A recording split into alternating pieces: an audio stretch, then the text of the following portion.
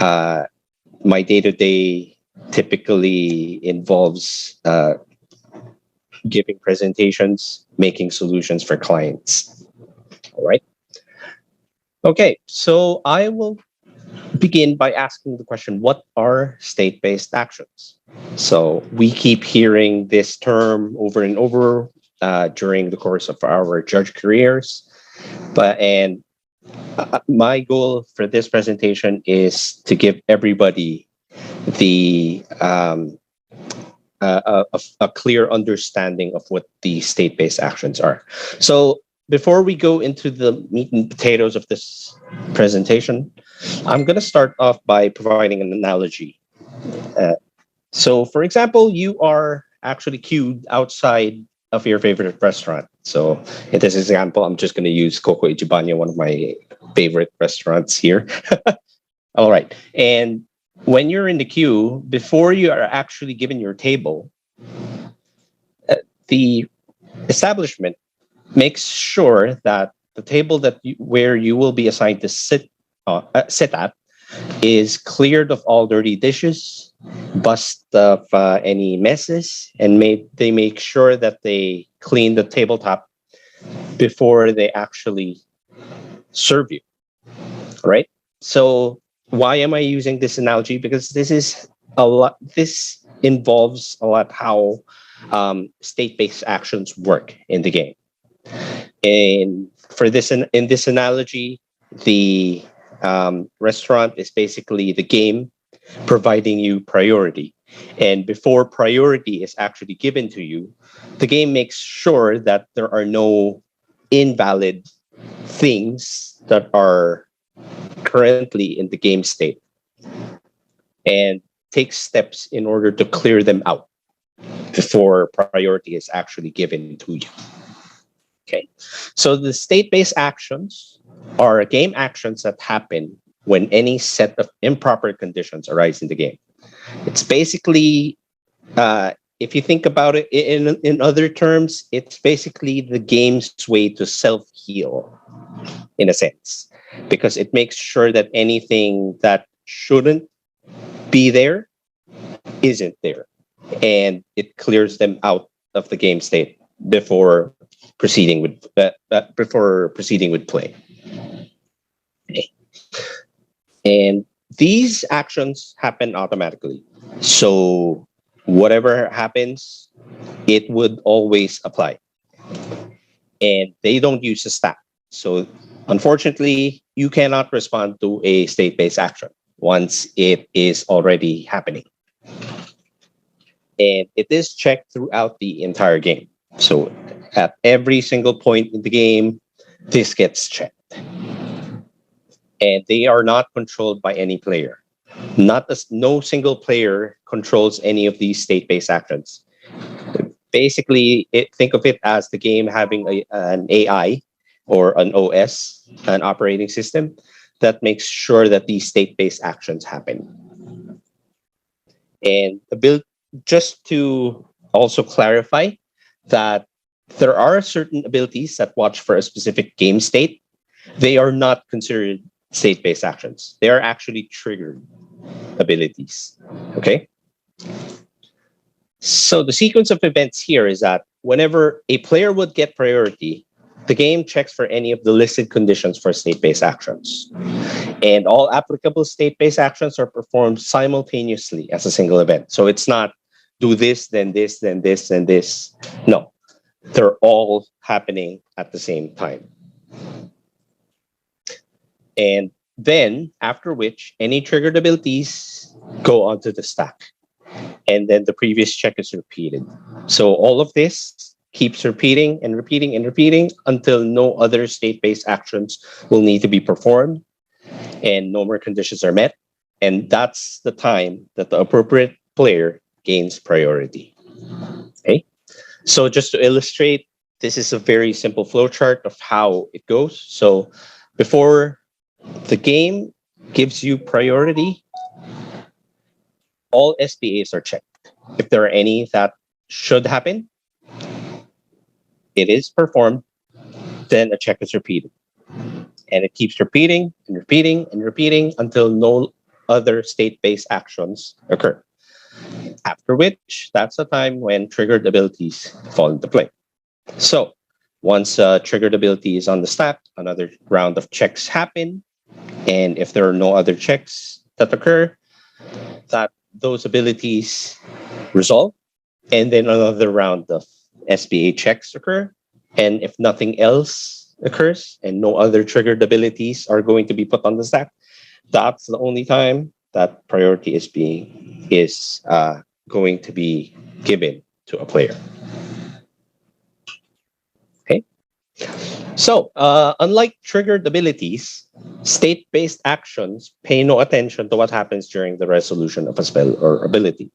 So, a good example of that would be a creature like Psychosis Crawler, where it states that the creature's power and toughness are each equal to the number of cards in your hand.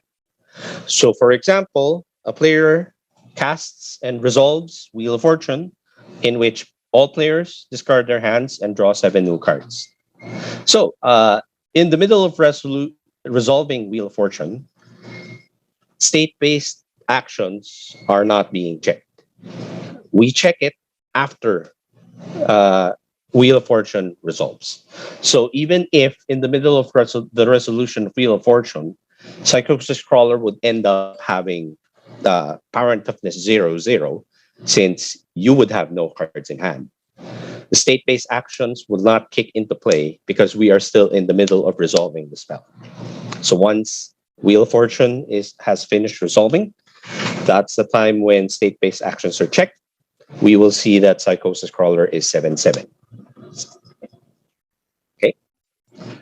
So one thing to note about the state-based actions check is that it behaves a little bit differently during the cleanup step of a turn. So it's very similar, but there's a small difference wherein if there are no state-based actions that will be performed as a result of the very first check during the cleanup step, and no triggered abilities are waiting to be put on the stack, then no priority gets passed and the step ends, and essentially the turn ends. Okay. So to illustrate, here we have a very simple flow chart of how things will go. Okay, so we have the cleanup step. So the first SBA check is being performed. If there are no SBAs to be performed, we check if there are any, we see if there are any triggered abilities that would enter the stack. If there are no triggered abilities that enter the stack, then the step and in turn the turn ends. But if we do have a first SBA, we do have an SBA that needs to be performed during the first SBA check, we then go to another round of SBA checks, and then it follows the normal flow of how SBAs are being checked. And once that is done, a round of priority is going to be passed, and then after that, we basically start from the very beginning of the cleanup step. So another cleanup step here. Okay. So again, the only difference here is that if the first check, there are no state-based actions that are going to happen in the first check, then we just end the turn, as opposed to passing priority. Okay. Okay. So with regards to state-based actions, there are actually 18 typical actions that are checked and performed during the course of the game. And there are some variant games that include additional state-based actions that aren't normally applicable. So there are 6 of them to handle the different variant games of Magic the Gathering. All right. So let's start off by going through each of these state-based actions. So the very first one, which is covered by CR 7045A, is that if a player has 0 or less life, they lose the game. It's quite simple. It's very self-explanatory. At any given point when SBAs are being checked and any player's life is 0 or less, they lose. Next, we have another SBA wherein if a player would draw a card from a library with no cards in it, since the last time state-based actions are checked, then they lose the game. Okay? Very simple. If people are asking you to draw X cards from a library that has less than X in them, then sad to say, you're going to lose when SBAs are checked. Next, we have something that relates to poison counters. So if a player has 10 or more poison counters, once SBAs are checked, they lose the game. So you can ignore, I will get through one exception that is applied to a variant game later down the line. Next one, we have if a token, in this example, a zombie token, is in a zone other than the battlefield. So it goes to, say, the command zone, the exile zone, the library, or the graveyard, then it just ceases to exist. Simple, right? So a token can only exist on the battlefield, pretty much. Next one, we have 7045E, which states that if a copy of a spell, in this example, Dual Caster Mage is cast and it copies Lightning Bolt, and the copy of Lightning Bolt was returned, was put into a zone other than stack, it ceases to exist. Okay. In relation to that, if a copy of a card is in any other zone other than the battlefield, it ceases to exist. So in this example, if we have a copy of Black Lotus and it was cast, it's on the battlefield, and for some reason someone cast Boomerang on it, the copy of Black Lotus ceases to exist. Okay. Simple. Next one, we have 704.5F, which states that if a creature has a toughness of 0 or less, in this example, we have grizzly bears and a player casts dead weight, attaching dead weight to grizzly bears. Since grizzly bears would end up having 0 toughness, it dies. Now, what's special about this state-based action is that the regeneration replacement effect cannot prevent grizzly bears from dying. Okay. Next off, we have if a creature, again, we are using grizzly bears as an example, has toughness greater than 0, it has damage marked on it, and the total damage marked on it is greater than or equal to its toughness. So in this case, once Lightning Bolt resolves and it deals 3 damage to the grizzly bears, so it has 3 damage marked, which is bigger than its toughness, it would end up that the grizzly bears would die. Now, what makes this different from the previous state-based action is that regeneration can prevent grizzly bears from dying in this scenario. Okay. Okay, the next one would be covered by 704.5H, which is if a creature has toughness greater than 0, again, we're using grizzly bears as an example, and it's been dealt damage by a source with Death Touch since the last time state-based effects have been checked, then that creature is destroyed. And again, regeneration can also prevent this from happening.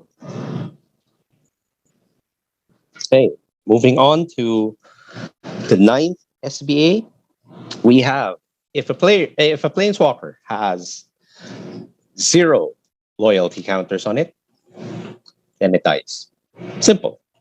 It's very similar to how a creature behaves when it has no toughness. In this case, it's a planeswalker, and if it has no loyalty counters on it, it dies. Next, we have the 10th one covered by 704.5J, which states if the player controls two or more legendary permanents with the same name, that player chooses one of them, and the rest is put into their owner's graveyard. So this is also known as the legend rule. Like everyone is very familiar with the legend rule, I assume. So it just puts it into definite terms for this SBA. Right. Next off, we have the 11th one, wherein which deals with a very old card type, which is the Enchant World card type. Okay, so if two or more permanents have the super type world, all except the one that has had the word super type for the shortest amount of time are put into the owner's graveyards. Basically, to put that in simpler terms, it's last in, first out. Okay, whichever is the newer world permanent with the world super type, that is the one that remains on the battlefield. The rest are going to their graveyard, to the graveyard. So, as an addendum to that, if there are any effects that would cause multiple permanents with the super type world to enter the battlefield at the same time. So, in this case, for example, excuse me. In this case, for example, if you cast Replenish and it resolves, and it would put Nether Void and Land's Edge onto the battlefield at the same time, they would both leave the battlefield. So this is a special rule that's applied only to the world super type. Okay? So again, LIFO, unless they enter the battlefield at the same time. If they enter the battlefield at the same time, then both of them would die. Okay. Next off, we have the 12th one, where if an aura is attached to an illegal object or player, or is not attached to an object or player, that aura is put into the owner's graveyard. So in this example, we have Mishra's Factory that was turned into a creature, and it was enchanted by Giant Strength. At the end of turn, once Mishra's Factory ceases to be a creature, Giant Strength is no longer attached to a creature, which makes it illegal, and thus Giant Strength dies or is put into the owner's graveyard. Next is related to the previous one, wherein it deals with equipment. So again, if an equipment is attached to an object, equipment or fortification is attached to an illegal permanent or to a player, it becomes unattached from that permanent or player. Although in this example, it remains on the battlefield as opposed to the aura. So that makes equipment a little bit different. Number 14, we have if a creature is attached to an object or a player, it becomes unattached and remains on the battlefield. Okay, so an example of this is, for example, we have grizzly bears and we have Umezawa's Jite attached to it. And some player cast Ensoul Artifact attaching to Umezawa's Jite, making it into a creature. So when state-based actions are checked, Umezawa's Jite becomes unattached because it is a creature, and creatures cannot be attached to anything. So if you're familiar with the newly released Neon Dynasty set, it kind of relates to the equipment creatures that were released as part of the set, wherein if there's an effect that would cause a equipment creature to become a creature, it automatically gets unattached. Okay, so similarly, if permanent that's neither an aura, an equipment, or a fortification is attached to an object or player, it becomes unattached and remains on the battlefield. Okay, so basically, it's only auras that leave the battlefield if they're unattached. Everything else remains. Okay, next one. We have, again, another example with grizzly bears. And, excuse me. So this is Okay, this is actually related to the previous one, wherein if it's a creature, if uh, if it's a creature and sorry, if an object ceases to become an equipment. So in this example, arcane signet was attached to grizzly bears because of the bludgeon brawl's effect, and somehow bludgeon brawl dies. Then arcane signet becomes unattached because it is no longer an equipment. Okay. Next, deals with counters. And this deals specifically with the interaction between +1/+1 counters and -1/-1 counters. So if a permanent has both of them, then basically what remains as a part of the state-based action, everything is removed except for the net amount. So for example, there are X +1/+1 counters and Y -1/-1 counters. Then everything is removed from it except for X minus Y +1/+1 counters. So in this example, we have 3 +1/+1 counters, and we have 2 -1/-1 counters. As a state-based action, 2 +1/+1 and 2 -1/-1 counters get removed, and a singular +1/+1 counter remains on the creature. Okay. Next, as part of it as well, is if there is an effect that is preventing a certain amount of counters from being placed on a creature, and somehow that creature contains more than that limit, then as a state-based effect, the extra ones get removed. Okay. Next one would deal with sagas, a relatively new card type. So if a saga has more lore counters greater than or equal to the number to its final chapter number, and it isn't the source of a chapter ability that has triggered but not left at stack, then the saga's controller sacrifices it. So basically, once you exceed once the number of lore counters is equal or exceeding the final chapter ability, a saga dies.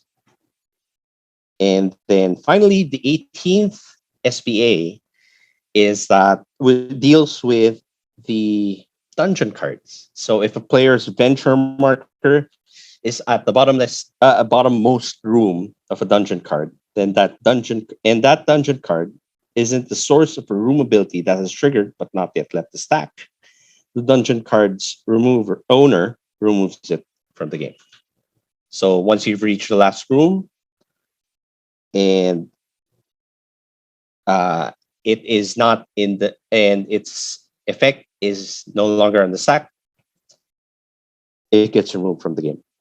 So removed from the game is different from exile, just to remind everyone. Okay, so other than that, as I mentioned before, there are other state-based actions that apply only to variant games. So the first one would be applicable to the two-headed giant format. So if this refers to now a team as opposed to a player, wherein if a team has 0 or less life, then that team loses the game. And another would be if a team has 15 or more poison counters, that team loses the game. So this is in contrary to a typical game of Magic, wherein a player would have 10 or more poison counters would lose a game. For the two-headed giant format, the SBA to be checked here is that a team has to have 15 or more poison counters for them to lose the game. Okay. We also have an additional state-based action for the Commander EDH format. So the first one would be player who has been dealt 21 or more combat damage by the same commander over the course of a game loses the game. So just to remind everyone, commanderness is actually attached to the physical card. So if a single commander would deal 21 or more damage to a single player, then that player loses the game as part of the SPAs to be checked. Okay. Another one would be if a commander is in a graveyard or in exile, and that object was put into that zone since the last time SPAs were checked, its owner may put it into the command zone. So it's a relatively new rule that was added to the commander format, wherein if it dies or if it is in exile, the owner of that commander may move it to the command zone. Once if it happened before, if it happened since the last time SPAs were checked. All right, moving on, we have another state-based action. This time for the arch enemy format. And if an ongoing scheme card is face up in the command zone and no triggered abilities of any scheme are on the stack or waiting to be put on the stack, that scheme card is turned face down and put at the bottom of its owner's scheme deck. So those familiar with the arch enemy format would know what we are talking about here. But basically, we are maintaining that schemes, once they are finished with their triggers, and all of their triggers are no longer on the stack, then the scheme card is turned face down and put at the bottom of the owner's scheme deck. Right? And then one more state-based action applies to this plane chase format. If a phenomenon card is face up in the command zone and it isn't source of a triggered ability that has triggered but not yet left the stack, then the planar controller planeswalks. Right? So it relates to the phenomenon cards, and once the phenomenon cards triggers are already done, the planar controller planeswalks. So simple as that. And we also have to deal with additional behavior relating to SPAs here, in which if multiple state-based actions would have the same result at the same time, a single replacement effect will replace all of them. So just to give you an example, for example, you have Lich's Mirror, which would say if you would lose the game, instead shuffle your hand, your graveyard, and all permanents you own into your library, then draw 7 cards, and your life total becomes 20. So for example, you have 1 life, and there is 1 card remaining in your library. And a player casts Sign in Blood targeting you, and Sign in Blood resolves. So once it resolves, normally you would lose the game for having 0 or less life. And you would also normally lose the game for drawing from an empty library. But Lich's Mirror would replace everything because these results happen at the same time. So a single replacement effect, in this case, Lich's Mirror, would replace both lose results, and you would end up doing the effects stated in Lich's Mirror. Okay, so again, as long as they happen at the same time, a single replacement effect will replace all of them. Okay. Additional behavior here would also be that if a state-based action results in a permanent leaving the battlefield at the same time other state-based actions were performed, that permanent's last known information is derived from the game state before any of those state-based actions were performed. So it is admittedly a long-winded sentence, but let me just explain it in simple terms. So for example, you have Young Wolf with a +1/+1 counter on it. So Young Wolf is a 1/1 with Undying, which says when this creature dies, if it had no +1/+1 counters on it, return to the battlefield under its owner's control with a +1/+1 counter on it. Okay. So if there was an effect that would give Young Wolf, for example, 2 -1/-1 counters, so there will be multiple state-based actions that will be performed here. First of all is that the +1/+1 and -1/-1 counters essentially cancel each other out, leaving the net result of 1 -1/-1 counter. And the other state-based action that will be performed is that if a creature has 0 or less toughness, it would die. So in this case, would Undying fall into effect. Fall into effect in this case. Who thinks that undying will happen and young wolf would return to the battlefield?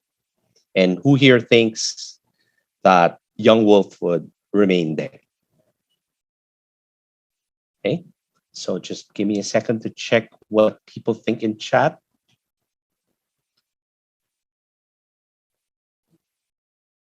Okay, so feel free to answer in chat if you what you feel, what you think will happen in this scenario.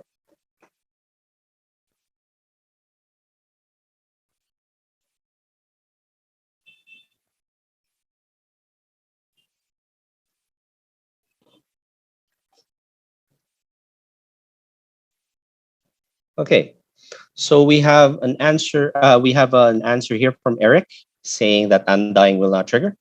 From Benny, undying will not trigger. Anyone else? Anyone who believes the contrary?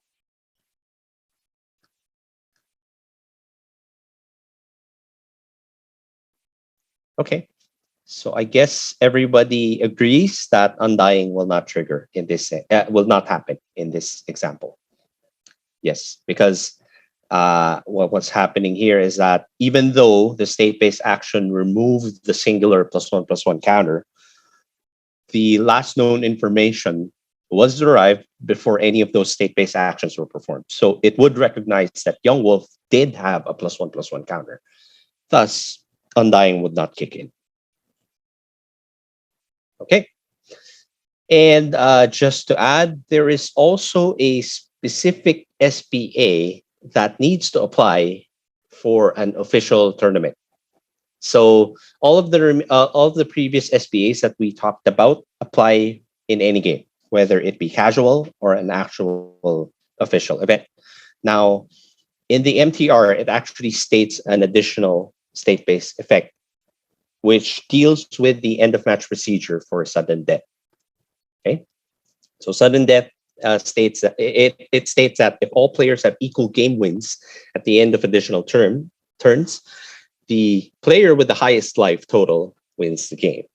So simple as that. If it's it only really applies for events wherein draws are not recognized. Okay.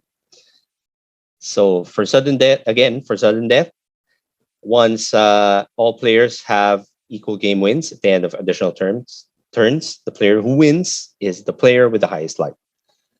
If life totals are tied, the game match continues with an additional SPA. If a player does not have the highest life total, he or she loses the game. So that's an SPA that will get checked at every single point in the game. The moment any single player does not have the highest life total, then they lose the game. Okay. And that's pretty much it for the topic. So I would like to take the remaining time to answer any questions that you may have about SBAs. If you think of any weird examples that you would want clarity, you would want to find clarity to, now is the time to bring that up. Admittedly, this is a topic that is pretty highbrow. It's a little bit, it involves a little bit of memorization with regards to what should happen and how they should happen. But I do believe that every single judge should know this by heart. And hopefully, we will be able to cover. I was able to cover most of the common scenarios involving SBAs. So if there are any questions, any clarifications you would like to discuss, now is the time for us to have an open forum to discuss this topic. Okay.